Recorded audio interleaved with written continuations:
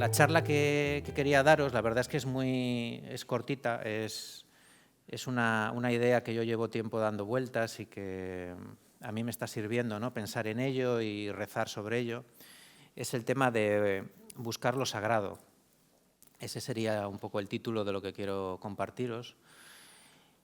Y lo primero, pues contaros una experiencia, ¿no? Una cosa personal, un testimonio. Yo hace un par de años tuve un pequeño momento de, llamémoslo así, de crisis, ¿no? La verdad es que fue fugaz, no fue una cosa muy grande, pero sí que es verdad que para mí fue muy duro, pues porque, para explicaroslo un poco, para definiroslo, fue un momento de mi vida en el que yo me convertí en una isla, ¿no? Me desconecté un poco de todos, ¿no? Y fue un momento en el que lo pasé mal, pues porque corté un poco cabos con las personas, corté un poco puentes y empecé a pasarlo mal, ¿no? Empecé a verlo todo mal en mí y empecé a verlo todo mal alrededor mío, ¿no? Y lo que quería contaros de esta experiencia es que en aquellos momentos, un buen día quedé con una persona. No fue una persona con la que quedé para que me ayudase, ni quedé con ella para que me diese una explicación de qué me estaba pasando, ni quedé con ella para hablar precisamente de que yo no estaba bien. Simplemente era una persona más, una persona como tantas que podemos encontrarnos todos los días, con la que quedé, y esa persona simplemente se puso a hablar de la vida, de lo que llevábamos dentro, se puso a hablar de Dios, y la verdad es que a mí lo que empezó a contarme, pues me empezó a hablar, como si me empezase a hablar Dios, ¿no? Fue como que Dios mismo se me reveló a través de aquella persona. No me dijo nada espectacular, no me dijo nada que me salvase la vida, pero sí que reconozco que fue como que Dios me hablaba, ¿no? Como que lo que había de Dios en esa persona se me revelaba, como que había algo que no era de este mundo y que esa persona me decía cosas que yo ya sabía, pero que de repente para mí se convertían en una revelación y que no era su voz la que yo oía, sino que era otra voz que venía de más arriba, ¿no? Que venía del cielo. Y la verdad es que a mí me sirvió muchísimo.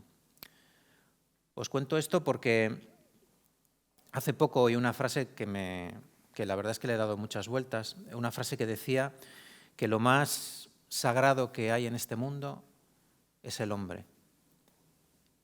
He pensado mucho en esta frase, ¿no? Lo más sagrado que hay en el mundo es el hombre, porque yo siempre que había pensado en lo sagrado, no sé lo que habéis pensado vosotros, pero lo sagrado a mí se me hacía algo como que tenía que ver con algo inaccesible, ¿no? Como un Dios, como siempre pensaba en lugares sagrados, ¿no? En Tierra Santa, o pensaba en los templos, pensaba en cosas así, ¿no? De hecho, la definición de sagrado pues habla sobre lo que está dedicado a la divinidad o lo que está dedicado al culto a la divinidad, ¿no? Entonces, pues claro, según esa definición, pues lo sagrado tenía que ser, pues eso, un templo, una iglesia, tenía que ser, pues yo qué sé, la patena, el cáliz o cosas que nos ayudan un poco a entender cómo es Dios o lo que significa o que nos habla de él o que nos ayuda a entender cómo es Dios.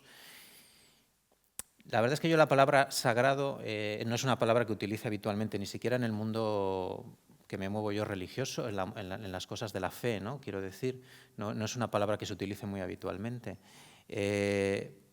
Más bien la escucho más en el mundo, ¿no? La escucho más en el mundo mundano, pues escucho a la gente que dice, para mí es sagrado la siesta, para mí es sagrado las vacaciones, ¿no? Es una palabra que se oye mucho en la calle y yo la he escuchado miles de veces, ¿no? Por ejemplo, para Belén Esteban es sagrada, es su hija, ¿no? Andreita, que toque a su hija, pues la mata, ¿no? Y yo qué sé, pues para mi hijo Saúl, pues las croquetas, el que le toque una croqueta del plato, pues es sagrado las croquetas, ¿no? Entonces, pues utiliza mucho la gente el término sagrado pues para cosas que son como de mucha importancia, ¿no? En tu vida, cosas que te transmiten algo bueno, algo que es tuyo, algo que te hace sentir feliz. Es como una experiencia, ¿no? De algo y una experiencia que te hace encontrarte con algo que deseas fervientemente, ¿no? Y la propia definición de sagrado también en el mundo religioso, pues ya os digo, es lo que te acerca a la divinidad, ¿no? Entonces, claro, yo meditando sobre todo esto me daba cuenta de que si Dios nos ha creado, ya ha hecho la creación, nosotros los que tenemos fe pensamos que es así, ¿no? Que ha hecho la creación, que nosotros somos seres creados por Él, pues en todo lo creado está la experiencia de la divinidad, ¿no? Está la experiencia de lo sagrado, está la experiencia de Dios, está el reflejo de Dios de alguna manera. Y nosotros que somos hijos de Él y hemos sido creados por Él, también tenemos ese reflejo, ¿no? También reflejamos para nosotros y para otros, reflejamos lo que es Dios, ¿no? Y podemos encontrarnos con Dios hacia adentro y encontrarnos con Dios fuera, ¿no? Esto de la experiencia yo creo que es real y que es muy importante, ¿no? Porque en todo lo que experimentamos en esta vida podemos tener ese encuentro con lo sagrado, ¿no? Por ejemplo, cuando experimentamos el amor, cuando experimentamos a alguien que nos cuenta alguna historia de amor, cuando alguien nos cuenta un acto de entrega. Por ejemplo, yo cuando leía pues, cómo Maximiliano Kolbe entregó su vida por amor, ¿no? A un prisionero en el campo de Auschwitz, él entregó su vida por otra persona. A mí eso siempre me pareció pues, es un acto de amor que en ese momento, cuando yo leía eso, cuando yo me enteraba de esa historia, a mí me hablaba de Dios, ¿no? Era como si Dios me dijese cómo es Él, ¿no? Cómo tengo que ser yo, cómo... Entonces, eso me reflejaba algo sagrado, ¿no? O sea, esa experiencia de amor, ¿no? En la experiencia del amor, Dios se te revela, ¿no? Cuando era crío también, cuando era chiquitín, yo me acuerdo que nos llevaban en el colegio, que yo iba de los Sagrados Corazones, nos bajaban todos los años, además siempre nos bajaban a ver la misma película, que era la del padre Damián de Molokai, cuando iba con los leprosos a la isla de Molokai, bajaba del barco y se dedicaba a cuidar a los leprosos toda su vida. Y daba su vida allí. Al final enfermaba y moría en la isla de Molokai, ¿no? Dando su vida. Y a mí aquello me conmovía de niño. Yo me acuerdo que me hacía pensar que debía de existir un Dios, ¿no? Que hacía que la gente fuese tan buena, ¿no? Me hablaba como de algo sagrado, de algo bueno, ¿no? No solo son las experiencias que han vivido otros, ¿no? Las experiencias también del amor personal también nos pueden transmitir cosas sagradas, ¿no?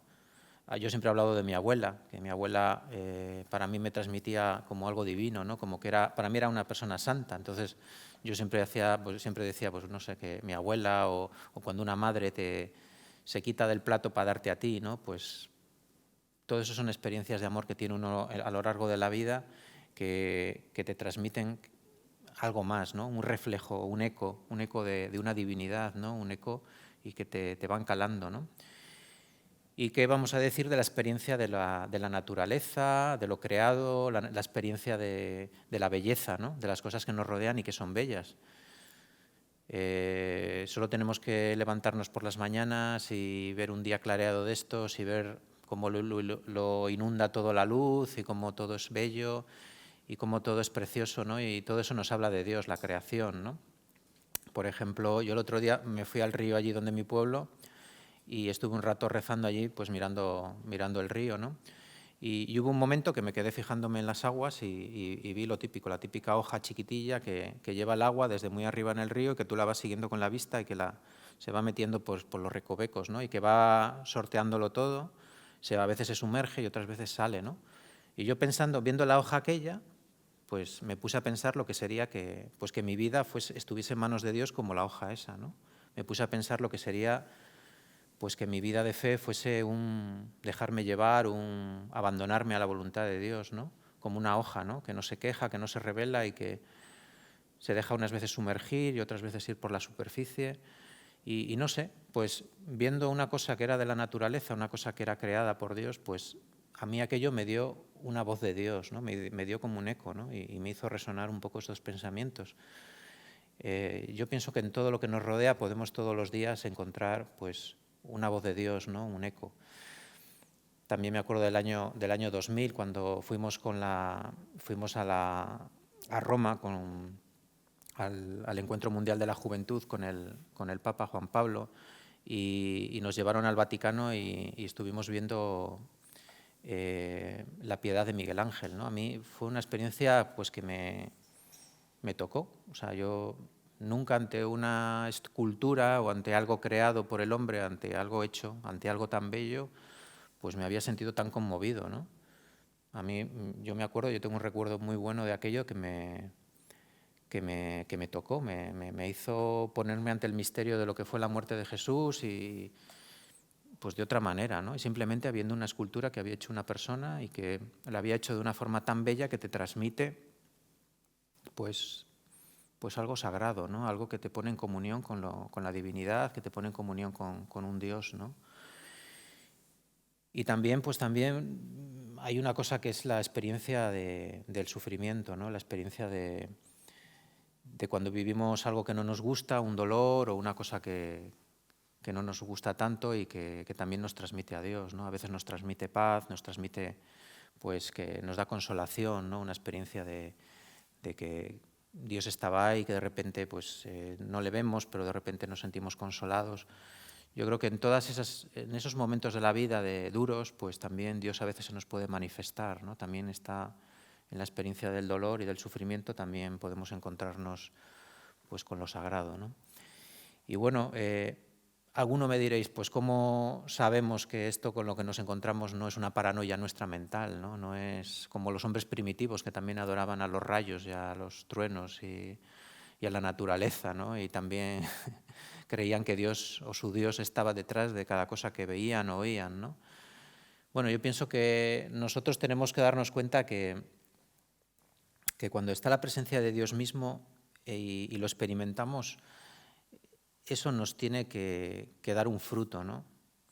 ¿Y qué fruto nos va a dar? Pues la experiencia de Dios da en los frutos del Espíritu Santo, ¿no? El Espíritu Santo que nos acompaña, que Dios nos lo dio y que habita en nosotros, que habita en la creación, ¿no? Pues da sus frutos. Cuando nos dejamos alcanzar por Dios, pues de nosotros ¿qué brota? Pues brota la paz, el amor, pues la bondad, la modestia, pues la mansedumbre, la fe, la continencia, la paciencia, pues todo lo que son frutos del Espíritu Santo.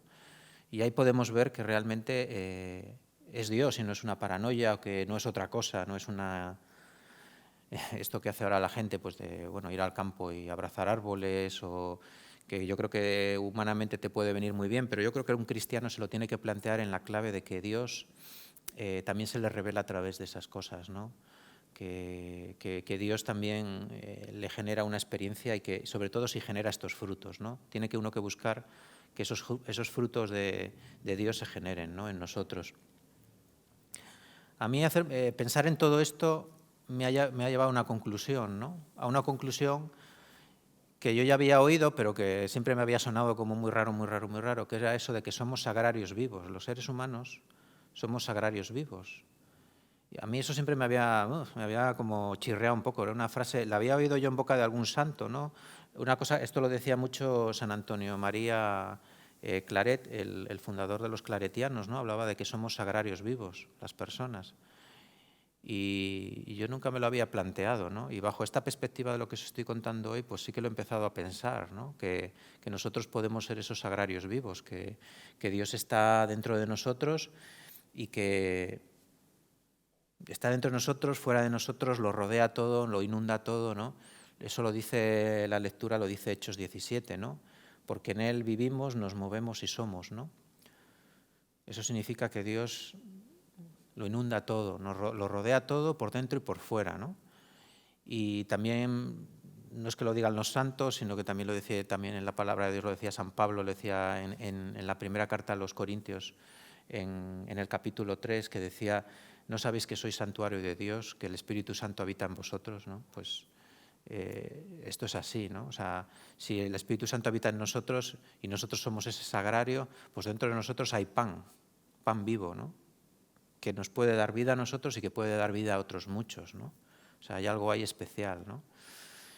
Bueno, esto la verdad es que yo no siempre lo veo así, ¿no? Os lo estoy contando ahora como muy bonito, pero yo no me veo como un sagrario todos los días de mi vida. Yo creo que nadie es capaz de verse así, ¿no? A veces nos vemos de una manera que dista mucho de ser un sagrario, ¿no? De Dios.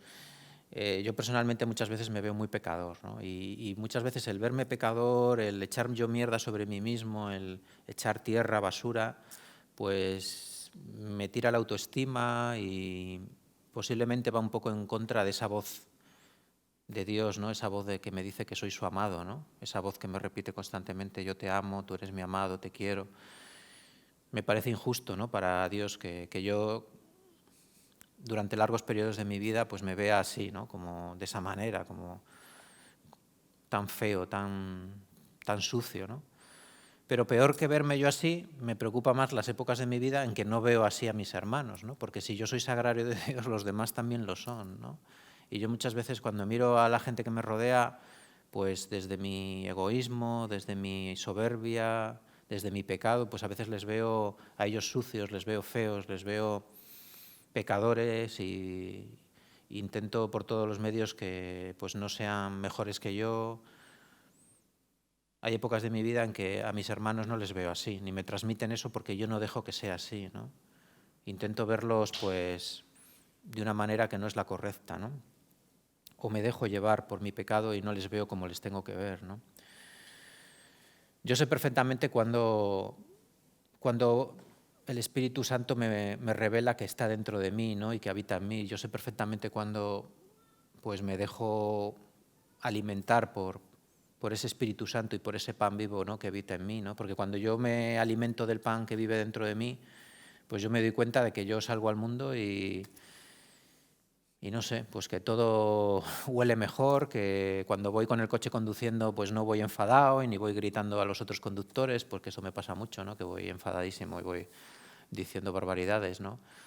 Y cuando yo siento que el Espíritu Santo habita en mí, pues siento que trato mejor a mis hijos, que no les grito, que no me enfado con mi mujer, que no la trato pues con silencios o con caras largas o con caras que no tienen que ser. Cuando siento que el Espíritu Santo habita en mí, pues en el trabajo pues no siento que sea una carga, ni que siento que me cueste ir, ni nada, sino que es todo lo contrario, siento que voy feliz. Siento que con toda esta situación de coronavirus pues es una tontería y que lo importante son otras cosas y siento que esto pues es una cosa que va a pasar y que no tiene ninguna importancia, que no tiene ninguna pesadez ni es para tanto, ¿eh? Que es una situación en la que todos vamos a poder pues contar algún día, ¿no?, que fue dura y que la vivimos, pero que no nos tiene que dejar bloqueados ni dejar marcados pues de una manera para siempre, ¿no?, sino que tenemos que ver que Dios también ha actuado en ella, ¿no? Cuando tenemos el Espíritu Santo dentro de nosotros, cuando reconocemos el Espíritu Santo, vemos todas las cosas malas que nos van llegando, cuando nos llegan enfermedades, cuando nos llegan sufrimientos, cuando nos llevan preocupaciones por enfermedades o por sufrimientos de gente, pues aunque sufrimos y aunque nos vienen los dolores, nos vienen las agonías pues de todo eso que estamos viviendo, lo vemos de otra manera, ¿no? Y yo siento que lo vivo de otra manera, que lo vivo de una manera pues que no me tumba, ¿no?, que consigo sacar fuerzas y tirar para adelante, ¿no? No es fácil, ¿eh? No es fácil encontrar a esa parte sagrada que hay dentro de nosotros, ¿no? No es fácil encontrar eso porque no es fácil rezar. Llevo muchos años rezando, posiblemente no solamente desde que conocí al Señor, sino desde crío. Yo creo que he intentado rezar muchas veces, en muchos momentos de mi vida, en toda ocasión he intentado rezar con todas mis fuerzas y muchas veces no lo he conseguido. Muchas veces pues me he venido abajo, ¿no?, en la oración. Yo creo que es lo más difícil para conectar con lo sagrado de uno y con lo sagrado que nos rodea.